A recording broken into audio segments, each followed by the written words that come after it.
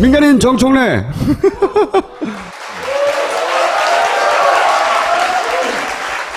여러분 안녕하십니까. 이 시대의 참 정확인 정청래입니다. 이제 이 얘기를 해야죠, 우선. 본인이 이제 전당대회에 대해서 뭐 몇 프로로 당선된다니, 물론 여러분들은 그걸 심각하게 생각하지 않고, 기억나지 않겠죠. 본인은 다 기억해요, 그 숫자에 대해서. 저번 방송 때, 추미애 당대표가, 될지 아무도 모르는 상황에서, 제가 김종수의 질문을 받았죠.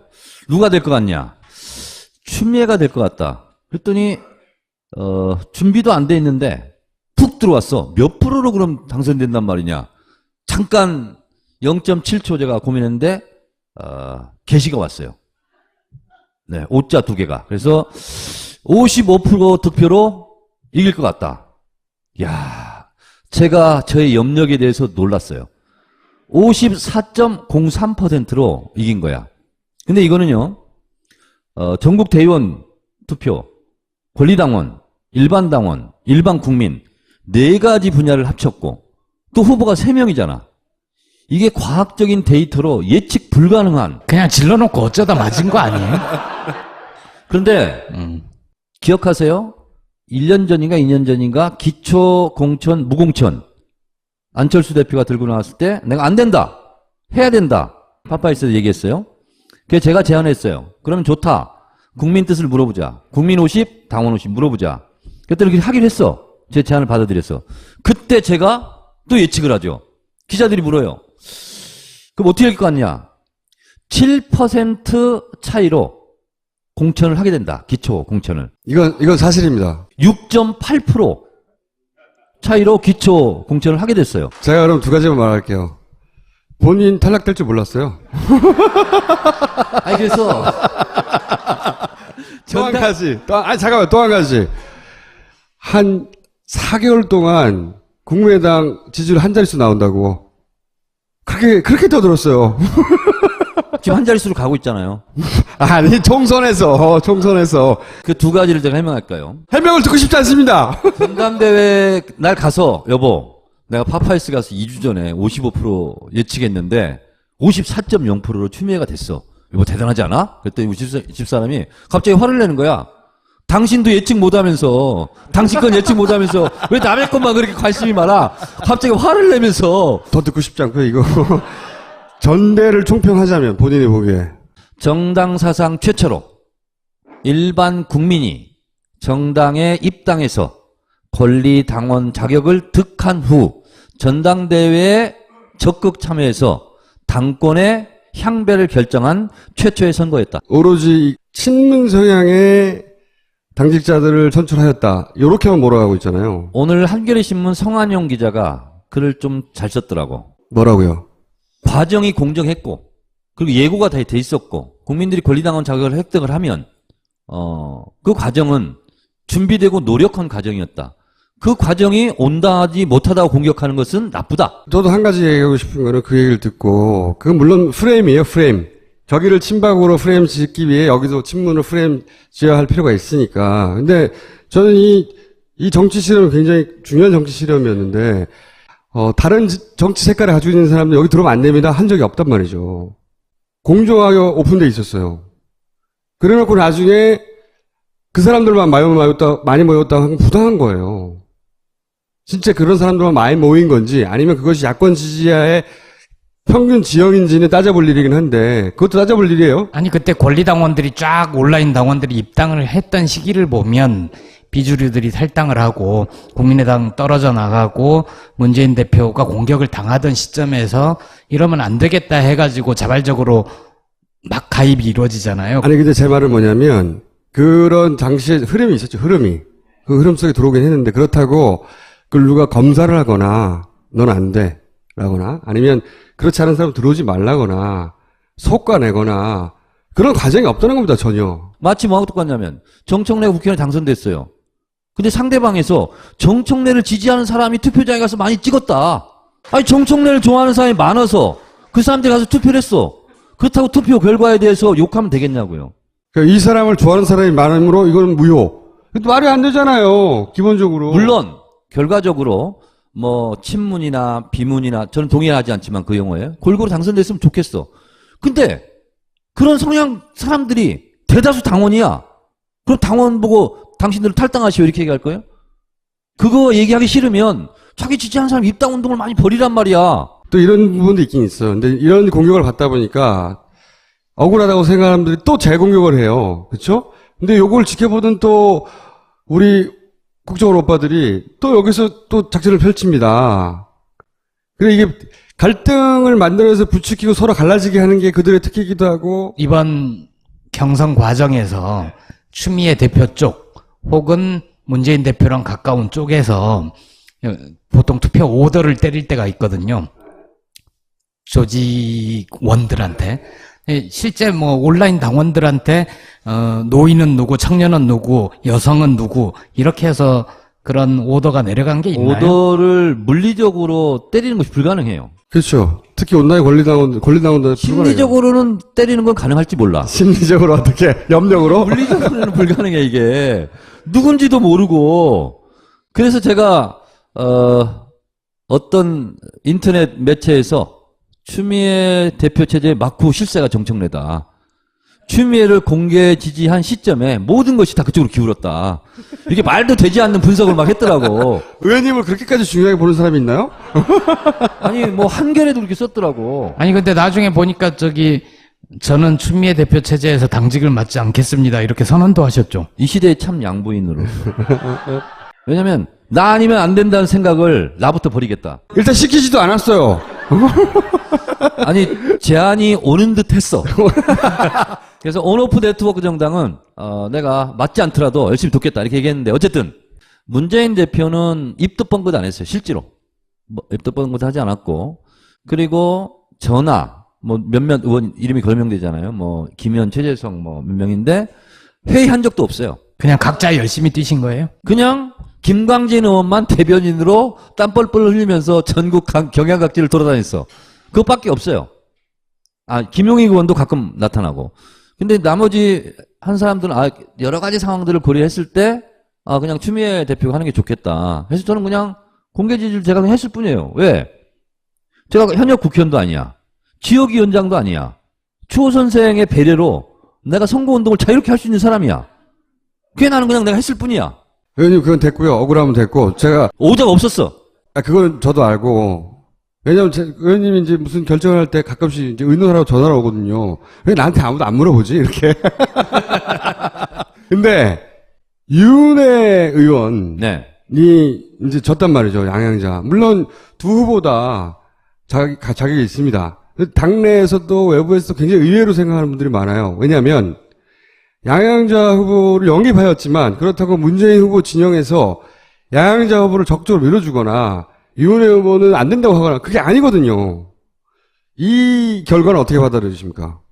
문재인 대표를 좋아하는 사람들은 윤해도 맞고 양양자도 맞네? 이렇게 처음에는 그랬다는 거예요. 근데 이제 그 과정 속에서 양양자 후보에 대해서 너무 왕따시키는 거 아니야 당에서. 뭐 이런 분위기가 흘러가기 시작했다는 거예요. 그래서 우리는 그러면 당에서 그런단 말이야? 이 사람도 인재고 자산인데 그럼 우리가 한번 힘을 합쳐서 양양자를 당선시켜보자. 그 의원님하고 가까운 손혜원 의원도 윤해 의원 지지했나요? 손혜원 의원하고 윤해 의원은 한 20년 넘었더라고요. 이렇게 여러 가지 관계 관계를. 자체가. 그러니까 손혜원 의원은 윤해를 지지하는 게 저는 당연하다고 생각했어요. 네. 왜냐하면 그럴 수 있는 거잖아요. 잘 알고. 잘 알고.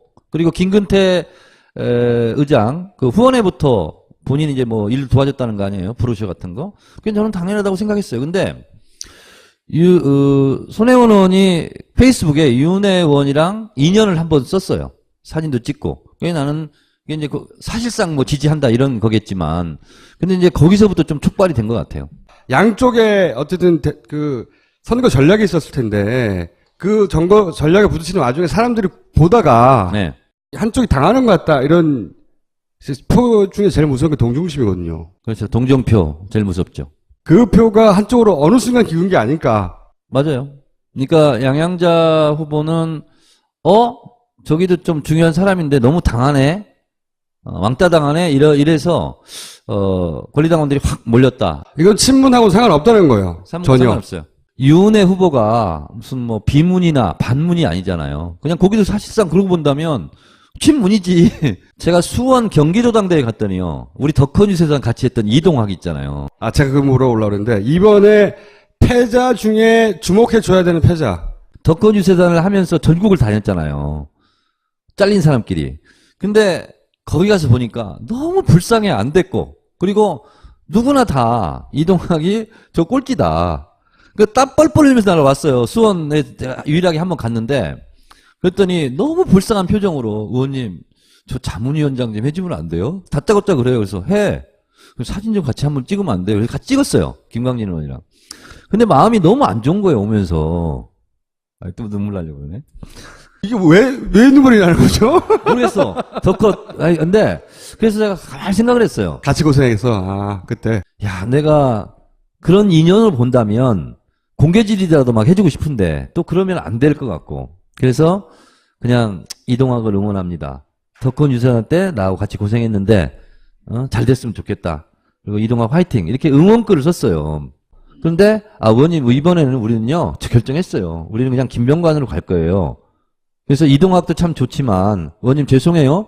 이렇게 너무 많이 올라오더라고. 그래서 저는 이동학한테 도움이 안 됐잖아. 응원글을 써줬어도 미안하기를 하더라고요. 의원님의 영향력이라는 게 그 정도밖에 안 된다는 거죠. 없어 영향력이. 근데 뭐 내가 맞고 실세라고 그래. 나 맞고 허세야. 근데 전국 대의원대회에서 유세를 잘했어요. 그래서 전국 대의원표에서 40몇 프로를 얻었어요. 그래서 2등을 했어요. 그래서 제가 전화 왔더라고요. 김병관, 이동학, 장혁이 다 전화 왔는데 제가 그래서 김병관 청년위원장한테 얘기했어요.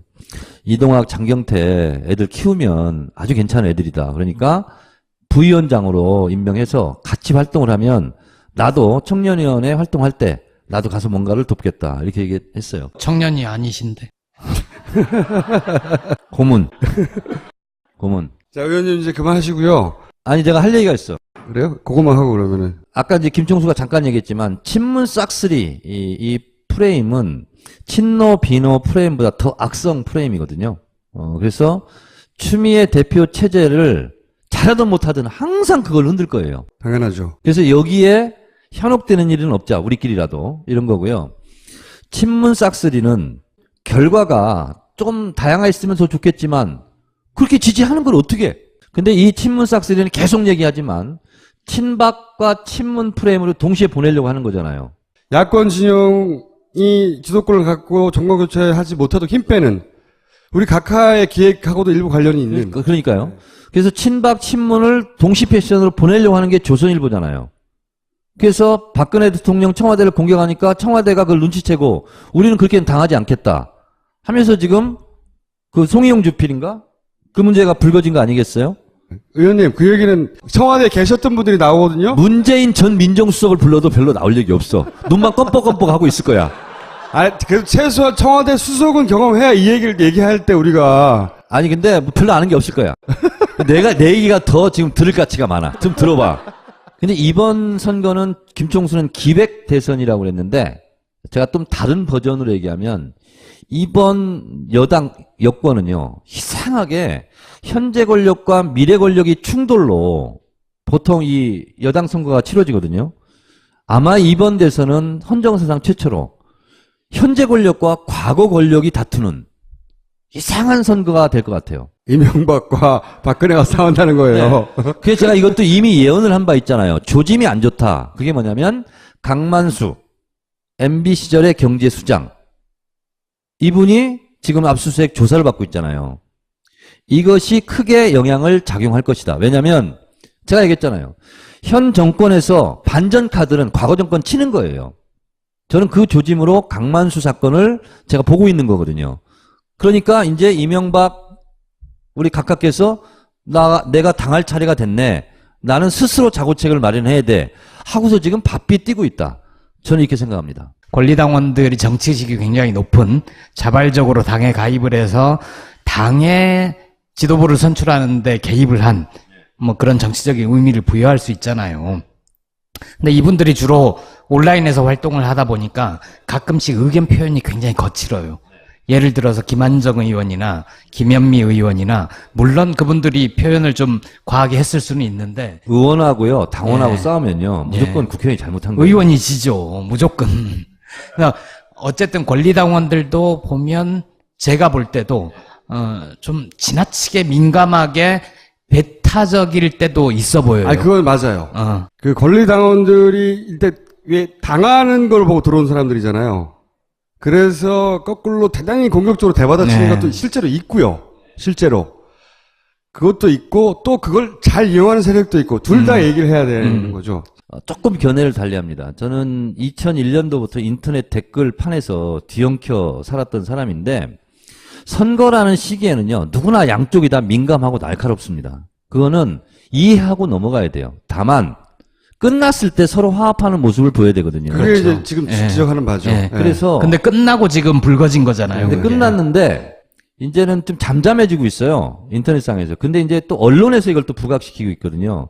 그래서 제가 끝나고 그 다음 날 우리 선거 때는 다른 편에서 각각 지지한 후보가 달라서 열정적으로 지지하다 보면 다소 거친 언사도 나올 수 있다. 이제는 정권 교체를 하려면 같은 편 아니냐. 그렇죠. 그러니까 이제 서로 자제하고 좀 서로 보듬자. 이런 명언을 남겼지. 보듬자. 이런 거 함부로 쓸 수 없어요, 아무나. 네, 그랬더니 지금 서로 보듬고 있어요. 의원님 들어주세요 이제. 우리끼리라도 서로 돕고, 우리끼리라도 서로 보듬자. 오늘의 정청래의 말씀이었습니다. 감사합니다. 고맙습니다.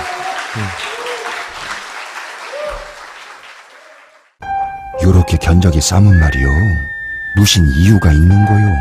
그놈은 그냥 견적을 던져본 것이고 사람들은 그것을 확 물어본 것이요. 절대 현혹되지 마소. 에이? 자동차 리스 렌탈 이젠 견적이 아니라 상담이다. 자동차 캐피탈 세금 전문가 새 차를 파는 사람들. 앰프도 전설의 누룽 현미로 밥을 지어봤습니다. 전설의 누룽 현미라니 과장이 심하구나. 일단 한번 드셔보시죠. 어디? 이 맛은 갓 지은 밥에서 누룽지의 맛이 그뿐만이 아니야. 냄새까지 고소하니 이거 정말 전설의 누룽 현미라 할 만하구나.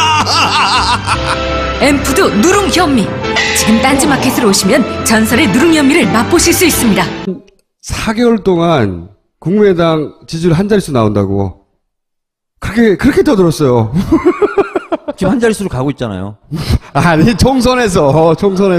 그 두 가지를 제가 해명할까요? 해명을 듣고 싶지 않습니다. 전당대회 날 가서, 여보, 내가 파파이스 가서 2주 전에 55% 예측했는데 54.0%로 추미애가 됐어. 여보, 대단하지 않아? 그랬더니 우리 집사람이 갑자기 화를 내는 거야. 당신도 예측 못하면서, 당신 건 예측 못하면서 왜 남의 것만 그렇게 관심이 많아? 갑자기 화를 내면서. 더 듣고 싶지 않고요, 이거. 전대를 총평하자면, 본인이 보기에. 정당 사상 최초로 일반 국민이 정당에 입당해서 권리당원 자격을 득한 후 전당대회에 적극 참여해서 당권의 향배를 결정한 최초의 선거였다. 오로지 친문 성향의 당직자들을 선출하였다. 요렇게만 몰아가고 있잖아요. 오늘 한겨레 신문 성한용 기자가 글을 좀 잘 썼더라고. 뭐라고요? 제 말은 뭐냐면, 그런 당시에 흐름이 있었죠, 흐름이. 그 흐름 속에 들어오긴 했는데, 그렇다고, 그걸 누가 검사를 하거나, 넌 안 돼. 라거나, 아니면, 그렇지 않은 사람 들어오지 말라거나, 속과내거나, 그런 과정이 없다는 겁니다, 전혀. 마치 뭐하고 똑같냐면 정청래 국회의원이 당선됐어요. 근데 상대방에서 정청래를 지지하는 사람이 투표장에 가서 많이 찍었다. 아니 정청래를 좋아하는 사람이 많아서 그 사람들이 가서 투표를 했어. 그렇다고 투표 결과에 대해서 욕하면 되겠냐고요. 그러니까 이 사람을 좋아하는 사람이 많으므로 이건 무효. 말이 안 되잖아요, 기본적으로. 물론 결과적으로 뭐 친문이나 비문이나 저는 동의하지 않지만 그 용어에 골고루 당선됐으면 좋겠어. 근데 그런 성향 사람들이 대다수 당원이야. 그럼 당원 보고 당신들은 탈당하시오 이렇게 얘기할 거예요? 그거 얘기하기 싫으면 자기 지지하는 사람 입당 운동을 많이 벌이란 말이야. 또 이런 부분도 있긴 있어요. 근데 이런 공격을 받다 보니까 억울하다고 생각하는 분들이 또 재공격을 해요. 그렇죠? 근데 요걸 지켜보던 또 우리 국정원 오빠들이 과정이 공정했고 그리고 예고가 다 돼 있었고 국민들이 권리당원 자격을 획득을 하면 그 과정은 준비되고 노력한 과정이었다. 그 과정이 온다하지 못하다고 공격하는 것은 나쁘다. 저도 한 가지 얘기하고 싶은 거는 그 얘기를 듣고, 그건 물론 프레임이에요, 프레임. 저기를 친박으로 프레임 짓기 위해 여기도 친문으로 프레임 지어야 할 필요가 있으니까. 근데 저는 이 정치 실험은 굉장히 중요한 정치 실험이었는데, 다른 정치 색깔을 가지고 있는 사람들 여기 들어오면 안 됩니다 한 적이 없단 말이죠. 공정하게 오픈돼 있었어요. 그래놓고 나중에 그 사람들만 많이 모였다 하면 부당한 거예요. 진짜 그런 사람들만 많이 모인 건지 아니면 그것이 야권 지지자의 평균 지형인지는 따져볼 일이긴 한데 그것도 따져볼 일이에요. 아니 그때 권리당원들이 쫙 온라인 당원들이 입당을 했던 시기를 보면 비주류들이 탈당을 하고 국민의당 떨어져 나가고 문재인 대표가 공격을 당하던 시점에서 이러면 안 되겠다 해가지고 자발적으로 막 가입이 이루어지잖아요. 아니 근데 민간인 정청래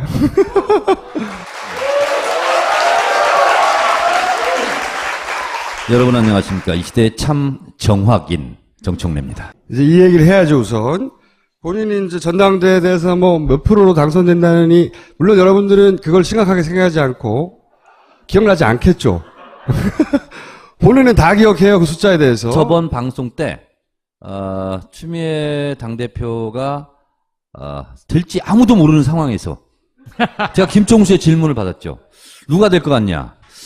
추미애가 될 것 같다. 그랬더니 준비도 안 돼 있는데 푹 들어왔어. 몇 프로로 그럼 당선된단 말이냐? 잠깐 0.7초 제가 고민했는데 게시가 왔어요. 네, 오자 2개가. 그래서 55% 득표로 이길 것 같다. 야, 제가 저의 염력에 대해서 놀랐어요. 54.03%로 이긴 거야. 근데 이거는요, 전국 대의원 투표, 권리당원, 일반당원, 일반 국민 4가지 분야를 합쳤고 또 후보가 3명이잖아. 이게 과학적인 데이터로 예측 불가능한. 그냥 질러놓고 어쩌다 맞은 거 아니에요? 그런데 기억하세요? 1년 전인가 2년 전인가 기초공천, 무공천 안철수 대표가 들고 나왔을 때 내가 안 된다. 해야 된다. 파파이스에서 얘기했어요. 그래서 제가 제안했어요. 그러면 좋다. 국민 뜻을 물어보자. 국민 50, 당원 50 물어보자. 그때 이렇게 하기로 했어. 제 제안을 받아들였어. 그때 제가 또 예측을 하죠. 기자들이 물어요. 그럼 어떻게 할 것 같냐? 7% 차이로 공천을 하게 된다. 기초 공천을. 이건 사실입니다. 6.8% 차이로 기초 공천을 하게 됐어요. 제가 그럼 2가지만 말할게요. 본인 탈락될 줄 몰랐어요. 아니 그래서 또 한 가지. 또 한 가지.